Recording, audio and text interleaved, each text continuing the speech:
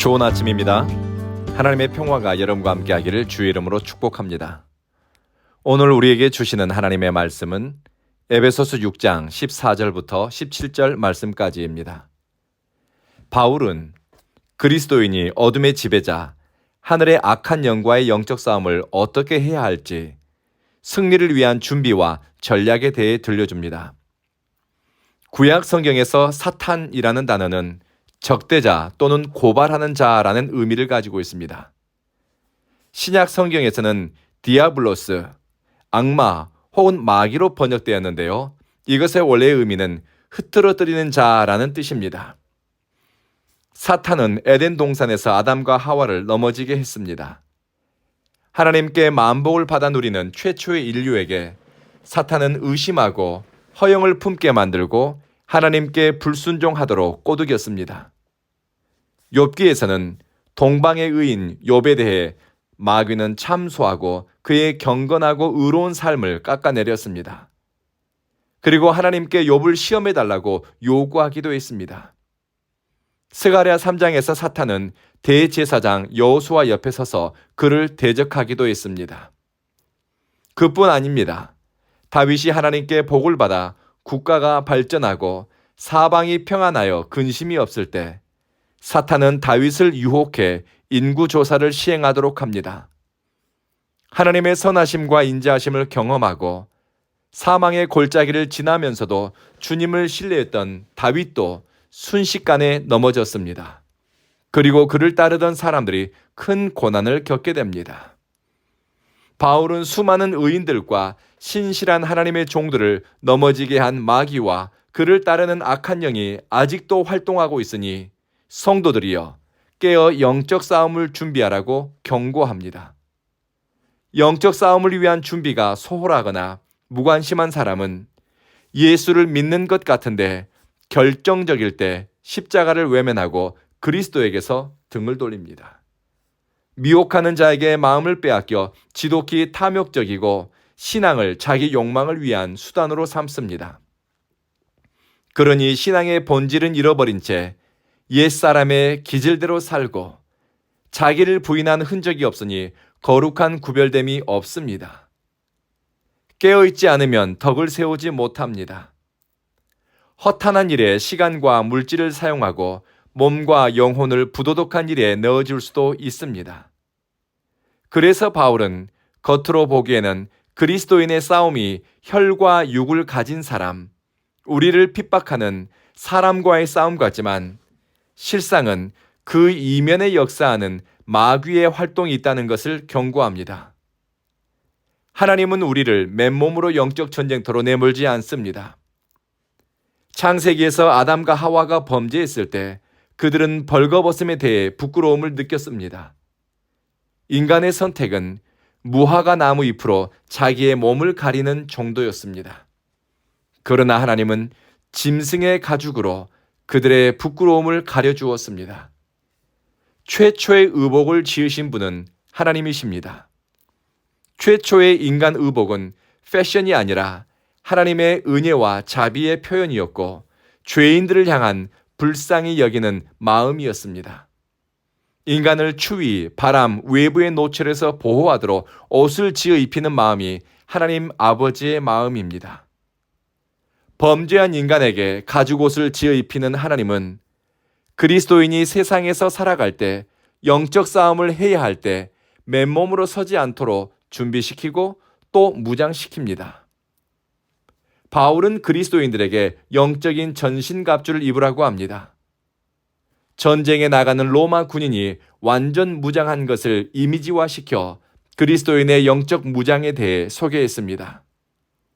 성도의 완전 무장, 영적 싸움의 준비는 어둠의 지배자들, 악한 세력들보다 더 크고 위대한 하나님과의 연합, 그분과의 막힘없는 사랑 안에서 일어납니다.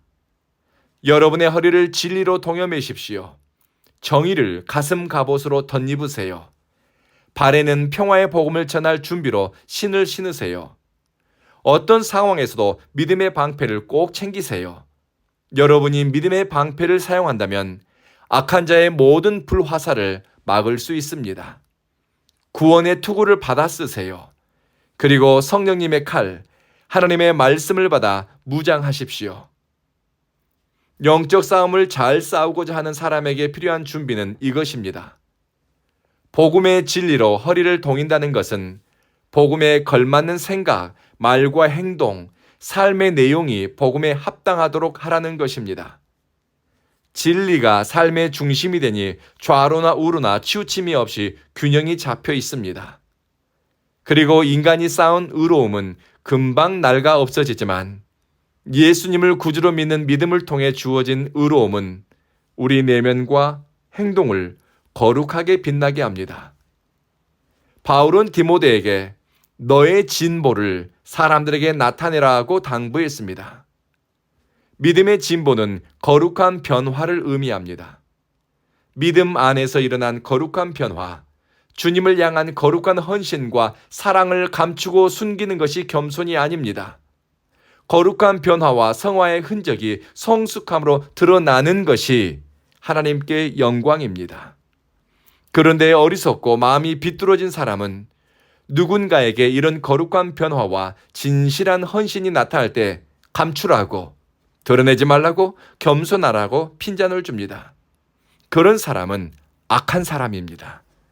마음이 선하고 겸손한 사람은 내 곁에 있는 사람에게서 이런 선한 변화와 거룩한 헌신, 열심을 발견하게 되면 그것을 응원하고 그 일을 행하신 하나님께 영광 돌립니다.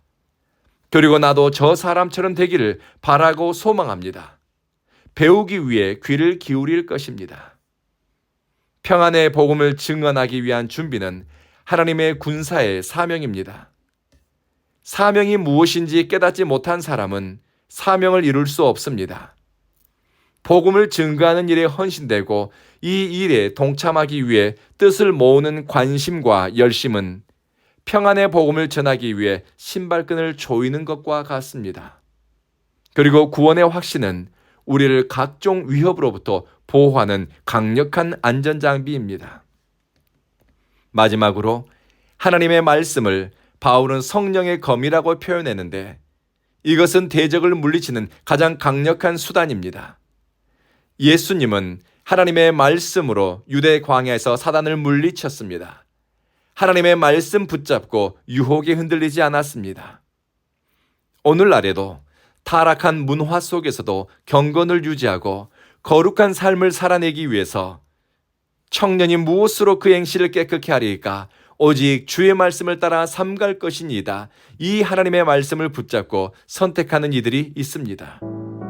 하나님의 말씀은 시험을 이기고 문제를 돌파하는 능력을 더합니다. 뿐만 아니라 7번 넘어지더라도 8번 일어날 의지를 주시고 달려갈 방향과 선택에 대한 지혜를 줍니다. 악한 세력은 잠시도 멈추지 않고 성도를 미혹하고 흔들고 넘어뜨리려고 합니다. 그러나 주 안에서 깨어있는 사람, 하나님의 능력 안에서 강건해진 사람, 성령 안에 머무는 사람은 하나님의 군대로 훈련되고 준비되고 승리하는 삶으로 주께 영광 돌릴 것입니다.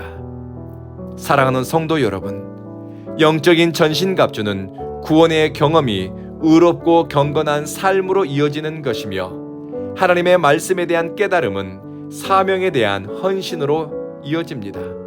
그리고 진리를 배우고 따라가고 삶으로 입히는 것을 기뻐합니다. 이 은혜가 여러분과 함께하기를 주의 이름으로 축복합니다. 기도하겠습니다. 자비하신 주님, 우리로 그리스도 안에서 올곧게 설 수 있도록 우리 삶을 붙잡아 주십시오. 진리가 우리 삶의 기초가 되니 굽어지거나 흔들리지 않게 하소서. 우리는 복음을 전하는 일에 헌신되고 시간과 물질을 드리는데 기쁨으로 참여하게 하소서. 어떤 상황에서도 믿음의 줄 놓지 않기를 원합니다. 사랑하는 주님, 온 교회에 복을 주시니 이곳에 예배자로 모이는 성도들의 마음과 삶의 중심이 그리스도를 향하게 하소서. 일상에서 하나님과 동행하는 은혜를 누리기 원합니다. 우리 구주 예수님 이름으로 기도드립니다. 아멘.